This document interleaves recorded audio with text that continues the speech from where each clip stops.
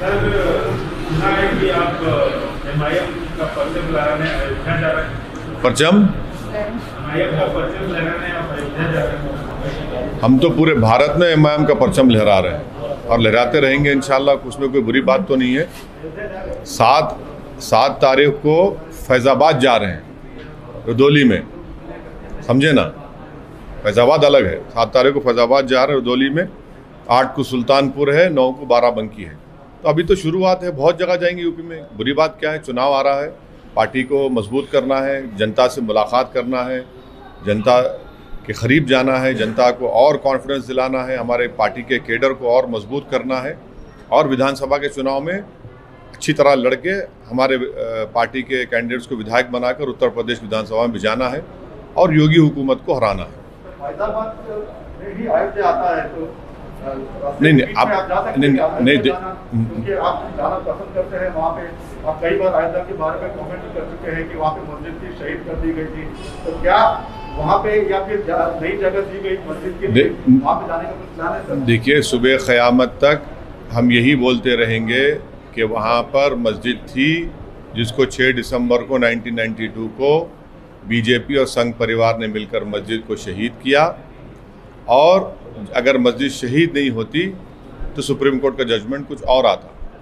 अब रहा सवाल के, मेरे को लगता है कि आप सवाल इसलिए कर रहे हैं कि थोड़ा ज्योग्राफी में कमज़ोर है आप, ज्योग्राफी में कमज़ोर है आप।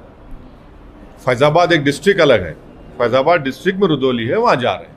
अयोध्या भी आता है सर? हाँ, सब, अरे भारत में तो सब आता है ना। ये जैसा हैदराबाद आता है भारत में, कश्मीर आता है, ये भी आता है, तो पूरे भारत में जा सकते हैं। नहीं नहीं नहीं, मैं आपकी बेचैनी को और एक्साइटमेंट को समझता हूँ, मगर इतना बेचैन एक्साइट मत हो जाइए। अभी बहुत टाइम बाकी है, सब जगह जाएंगे, फिक्र मत करिए। फैज़ाबाद जा रहे हैं अभी तो, फैज़ाबाद डिस्ट्रिक्ट में रुदौली है, वहाँ जा रहे हैं। आप पिछले कई दिनों से कह रहे थे कि भारत सरकार का रुख क्या है तालिबान को लेकर के, तो काफी आपने कमेंट भी किया। तो हाल ही में जो है तालिबान के जो प्रवक्ता जो जिम्मेदार है वो जाकर के अपने भारतीय रिप्रेजेंटेटिव से मिले दोहा कतार में, तो उसको कैसे देखते हैं?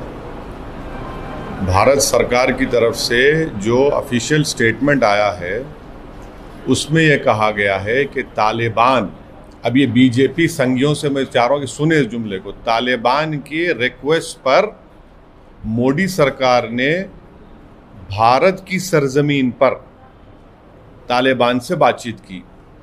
अब हम ये पूछना चाह रहे हैं मोदी सरकार से कि उनको क्या आपने कबाब खिलाया या उनको आपने दूध पिलाया या बग़ैर दूध की चाय पिलाई? और जब आपने बातचीत की तो आपने क्या उनसे कहा कि हेलमंड प्रोविंस में जैश ए मोहम्मद एक्टिव है, खोस्ट में लश्कर तैयबा का कैंप एक्टिव है? क्या भारत सरकार ने तालिबान के उस रिप्रेजेंटेटिव से ये खुलकर कहा कि हमारे जो माइनिंग राइट्स हैं एक मुकाम पर, क्या हमने उस माइनिंग राइट्स को आजीगोट में उसको बरकरार रखेंगे? और सबसे अहम बात यह है कि भारत सरकार UN सैंक्शन कमेटी का चेयरमैन है, तो क्या वो तालिबान और हक्कानी नेटवर्क के वो टेररिस्ट को डिलिस्ट करेंगे? और सबसे बुनियादी बात, ये मोदी सरकार देश को बताए कि तालिबान आतंकवादी है या नहीं है, और उनका मौक़िफ़ क्या बता दें। अगर आतंकवादी है तो क्या वो UAPA की टेरर लिस्ट में तालिबान को ऐड करेंगे, हक्कानियों को ऐड करेंगे? नहीं करेंगे, क्योंकि आए दिन एक मुसलमान अगर तरकारी बेचता है तालिबानी है, कोई इनसे अपोज करता है पॉलिटिकली, चाहे मुसलमान हो ना हो, ये तालिबानी सोच का है। ये बीजेपी के लोग आपके चैनलों पे बैठकर बोलते हैं। तो हम मोदी सरकार से ये पूछ रहे हैं, साफ तौर पर बता दीजिए कि क्या तालिबान के बारे में आपका मौक़िफ़ क्या है? क्या आप तालिबान को टेररिस्ट ऑर्गेनाइजेशन मानते हैं या नहीं मानते हैं? अगर सुनिए, अगर नहीं मानते हैं तो क्या आप उनको UN सैंक्शन कमेटी में, जिसका चेयरमैन भारत है, तालिबान के टॉप 100 लीडर, हक्कानी नेटवर्क के लीडर्स, उनको आप डिलिस्ट करेंगे? और अगर आप नहीं करेंगे तो क्या आप उनको UAPA की टेरर लिस्ट में उनको शामिल करेंगे? और अगर आप ये सब भी नहीं करेंगे तो क्या मोदी सरकार इनके जो स्पोक्स पर्सन है और इनके जो मीडिया के दोस्त हैं उनसे कहेंगे कि please shut up and don't call everyone तालिबानी? ये हमारा उनसे सवाल है। देखिए सुनिए, बातचीत हम सरकार से सवाल कर रहे थे कि आपका मौक़िफ़ क्या है। आज भी हमारा उनसे यही क्वेश्चन है जो हम कह रहे हैं, क्या भारत सरकार, मोदी सरकार जो सत्ता में है, तालिबान के बारे में आपका पोजीशन क्या है? आप उनको टेररिस्ट ऑर्गेनाइजेशन मानते नहीं मानते? और अगर मानते हैं तो क्या यूएपीए के टेररिस्ट में शामिल करेंगे? और अगर मानते हैं टेररिस्ट हैं तो फिर आप माने भारत सरकार जो यूनाइटेड नेशन सैंक्शन कमेटी का चेयरमैन है उनको डीलिस्ट करेगा या वैसा ही रखेगा? ये हमारा सवाल उनसे, उनको जवाब देना पड़ेगा। और अगर ये सब नहीं भी करते हैं तो फिर इनके जो लोग बैठते हैं जैक इन द बॉक्स जो है वो हर एक को तालिबानी तालिबानी तालिबानी, यानी ये क्या है फिर? ये इसको रुकाइए। ठीक है सर, आप सालों से बातचीत के हिमायती रहे हैं, वकालत करते हैं। आपने पार्लियामेंट हमने बातचीत करना पड़ेगा। सुनिए, हम बातचीत हो रहा है तो आप उस पे भी मीन पे निकाल रहे हैं। सुनिए, हमने क्या कहा था कि क्या आप इनसे डायलॉग करेंगे, ये आएंगे? आपने मजाक उड़ाया मेरा। 2013 में मनमोहन सिंह की सरकार थी, बीजेपी अपोजिशन में थी, बहुत गालियां दी। फिर मोदी की सरकार बनी, 15 में मैंने 2 मरतबा, 16 में उठाया। आपका पोजीशन क्या है बताइए? आपने CAA का गलत अनकॉन्स्टिट्यूशनल कानून बना दिया। उस वक्त भी मैंने कहा था कि इसमें आप मुसलमानों को ये रिलीजन के ऊपर बनाकर, एक तो अनकॉन्स्टिट्यूशनल है, दूसरा स्ट्रेटेजिकली भारत के लिए ठीक नहीं है। क्यों नहीं है ठीक? पूछा गया हमसे। हमने कहा ये जो उज़्बेक है, ताजिक है, हज़ाराज हैं, तुर्कमान हैं, इनका क्या करेंगे आप? आज ये सब चीज़ें जो हो रही हैं आप देखते नहीं है ना। ये सरकार सोचती नहीं है इन चीज़ों को। इनको सिर्फ एक ही लगता है, एक ही फोकस होना चाहिए, कैसे देश को हिंदुत्व में तब्दील कर दिया जाए। डोमेस्टिक पॉलिटिक्स को फॉरेन पॉलिसी बना देते हैं लोग। यही इनकी सबसे बड़ी कमजोरी और नाकामी रही है। कह का वेलकम करेंगे? कहे का अरे भाई, हम तो सवाल कर रहे हैं कि आपने भारत की टेरिटरी पर तालिबान के आदमी को बुलाया उनके रिक्वेस्ट पर, तो क्या आपने उनको चाय पिलाया? दूध की चाय या बगैर दूध की? कौन सी? और क्या कबाब खिलाया आपने उसमें? और हाजीघाट में जो हमारा माइनिंग राइट्स के बारे में क्या बोला आपने? क्या आपने उनसे कहा कि हेलमंड में जैश ए मोहम्मद जो पार्लियामेंट पर हमला किया, एयरक्राफ्ट हमारा हाईजैक किए, लश्कर ए तैयबा जो मुंबई की सरजमीन पर मासूम लोगों को मारे, उनका कैंप खोस में चल रहा है, आपकी क्या पॉलिसी है? और तालिबान के टेररिस्ट है नहीं है, और अगर है तो यूएपीए में शामिल करेंगे नहीं करेंगे? भारत यूएन सैंक्शन कमेटी का चेयरमैन है। तालिबान के 100 लीडर, हक्कानी नेटवर्क के कई लीडर्स, वो हक्कानी नेटवर्क जो हमारे एम्बेसी पर हमला किया और हमारा डिप्लोमेट मारा गया। क्या पॉलिसी है मोदी सरकार की बताइए? हाँ, अरे हाँ, आपके एक जिम्मेदार पार्लियामेंट है, हाँ, तो आपका भी राय रख सकते हैं, क्योंकि कल इंडियन गवर्नमेंट मैं देखिए सुनिए, आप लोग जो है ना, आपको तकलीफ हो रही है, सवालात कर रहा हूं मैं मोदी से बोल के, आपके अंदर आपके दिल और जिगर में बड़ी बेचैनी पैदा हो रही है। वो हक बजानी में तकलीफ होनी चाहिए आपको, क्योंकि ये सच्चे सवालात हैं। ऑल पार्टी मीटिंग में भी मैंने ये पॉइंट्स को उठाया था। गवर्नमेंट क्यों शर्मा रही है? क्यों शर्मा रही है? हैं? पास आते भी नहीं, चिलमन से हटते भी नहीं, ये पर्दे से झांक झांक कर क्यों मोहब्बत कर रहे हैं? खुल के बोलिए। अरे खुल के बोलिए ना। नहीं ये अरे कोई देश के मामले में, देश की सिक्योरिटी के मामले में ये सरकार को ये जवाब देना पड़ेगा जो हम उठा रहे हैं। सर, पाकिस्तान ने ये एडमिट किया है कि वो लोगों ने सालों से तालिबान को they have been feeding Taliban from last many और हम उनको हमारे सरजमीन पर बुलाकर चाय पिलाते हैं, बिस्किट खिलाते हैं, कबाब खिलाते हैं। हैं? ये क्या बात है? फिर पाकिस्तान ने आखिरकार एडमिट कर लिया। अरे वो देखिए, अगर पाकिस्तान एडमिट कर रहा है तो फिर आप भारत की सरजमीन पर तालिबान के आदमी को बुलाकर चाय, बिस्कुट, कबाब खिलाएंगे? ये बिल्कुल सही है। तालिबान और पाकिस्तान का तो ऐसा रिश्ता है जो कभी ख़त्म नहीं होगा। सर, आप बार-बार कह रहे हैं कि जो भी समालोचन कर रहा है तो उसको तालिबान बोला जा रहा है, तो क्या आपको डर है, क्योंकि आप भी उत्तर प्रदेश के चुनाव में जो से हिस्सा लेने मैंने सुनिए, ये मोदी सरकार उत्तर प्रदेश के चुनाव तक तालिबान करेगी, और जैसा चुनाव ख़त्म हो जाएंगे आप देखेंगे तालिबान के लीडर के साथ बैठकर ऑफिशियली बैठ के बोलेंगे हाँ बातचीत और करेंगे।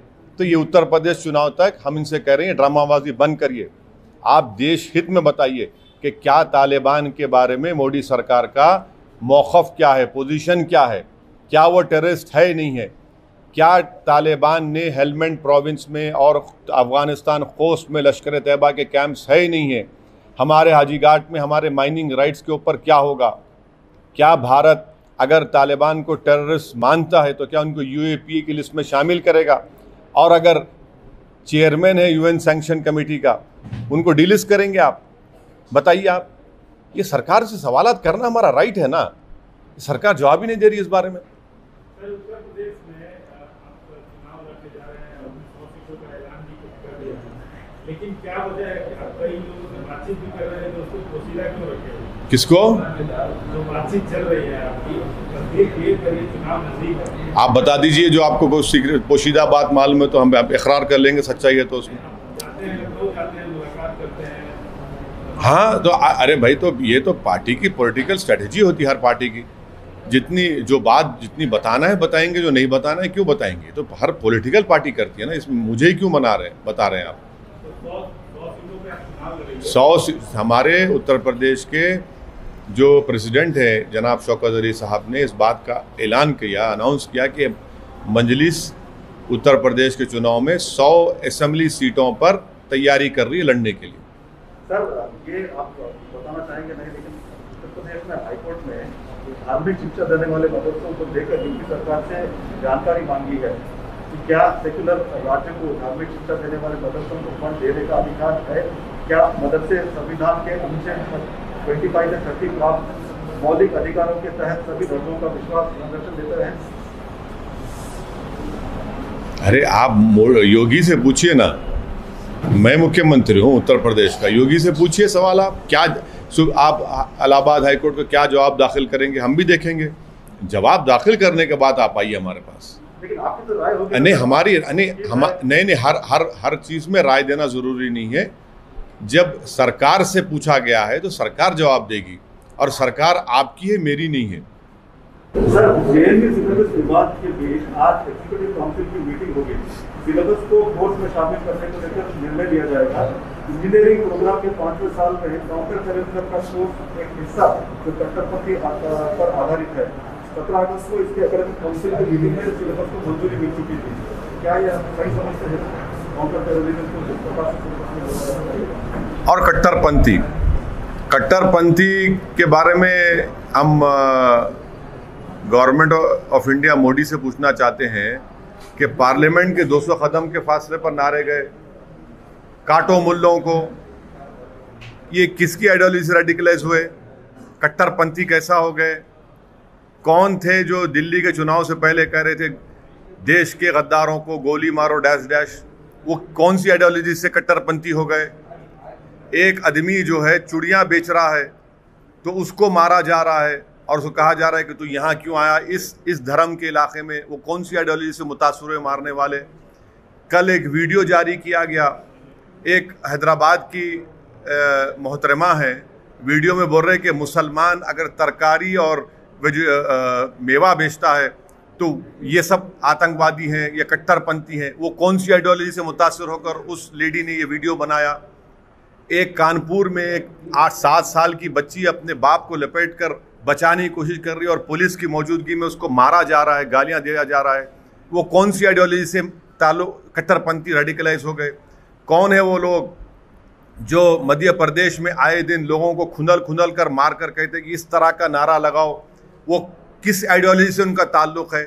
इखलाक को मारने वालों की आइडियोलॉजी कौन सी थी? पीलू खान को मारने वालों की आइडियोलॉजी कौन सी थी? अलीमुद्दीन अंसारी को मारने वालों की आइडियोलॉजी, वो कट्टरपंथी क्यों हो गए? रकबर खान को मारकर जोधपुर राजस्थान के कोर्ट में झंडा लगा दिया गया। ये कौन है ये लोग कि जो पार्लियामेंट के 200 कदम के फासले पर वो नारे लगाते हैं काटो मुल्लों को, और उस पर केस बुक होता है तो पुलिस उसको अपने 200 समर्थनों के साथ नारे मारते हुए पुलिस में सरेंडर होता है। कौन है ये लोग, किसकी आइडियोलॉजी है, किससे मुतासिर है, कौन कट्टरपंथी हो रहा है? तो इसीलिए हम कह रहे हैं कि रेडिकलाइजेशन किसका हो रहा है, किस पर जुल्म हो रहा है और कौन इनको एम्पावर कर रहा है, ये कहां तक करी जाती है, ये सोचने की जरूरत है। आप रेडिकलाइजेशन का कोर्स करा रहे हैं, मगर रेडिकलाइज कौन हो चुका है इस मुल्क में? कौन रेडिकलाइज हो चुका है? अरे वो छोड़िए ना, हम आपको एग्जाम्पल्स दे रहे हैं, मैं आपको एग्जाम्पल्स दे रहा हूं रेडिकलाइजेशन के। वो लोग इतने, आपको खाली एग्जाम्पल के तौर पर 10 वाकयात बताया हूं, वो तमाम के तमाम एक्यूज कौन सी आइडियोलॉजी से रेडिकलाइज हुए, कैसे कट्टरपंथी हो गए वो लोग, क्यों कट्टरपंथी हो रहे हैं, और उनको ये मालूम कि उनको सपोर्ट करने वाले सत्ता में बैठे हुए हैं, इसीलिए रेडिकलाइज हो चुके हैं। और उनको ये जहर कौन डाल रहा है उनके दिलों में? अच्छा, और एक चीज़, आप वो वीडियो देखे कि कोई एक साहब हैं, वो वीडियो में कह रहे हैं कि मुसलमान महिलाओं के बारे में, वो बीजेपी के जितने लीडर हैं उनके बारे में कह रहे हैं, बकवास कह रहे हैं। बकवास वीडियो है वो, जिसमें वो कह रहा है, वो जो चोला डालकर बैठे हैं किसी, मेरे ख्याल से किसी मंदिर में रहते हैं वो, और बोले रहे हैं मुसलमान महिलाओं के बारे में, गंदगी बयान कर रहे हैं। कैसे रेडिकलाइज हो चुके हैं वो? कौन रेडिकलाइज किया उनको? ये तो सोचिए ना, आप कोर्स पढ़ा रहे हैं मगर ये तो जमीन पर हो रहा है। क्या इन लोगों की मिसालें देकर बताएंगे कि देखो इस तरह से रेडिकलाइजेशन होता है? इनको डीरेडिकलाइज करने के लिए क्या आपके पास है? सर, जम्मू कश्मीर के अलगाववादी नेता इलामी साहब का इंतकाल किया है और पाकिस्तान ने एक दिन का राष्ट्रीय शोक रखा है, इसमें कुछ बोलना चाहेंगे? नहीं, मैं तो सिर्फ इतना ही कहूँगा, इन्ना लिल्लाहि व इन्ना इलैहि राजिऊन, बस, और कुछ नहीं।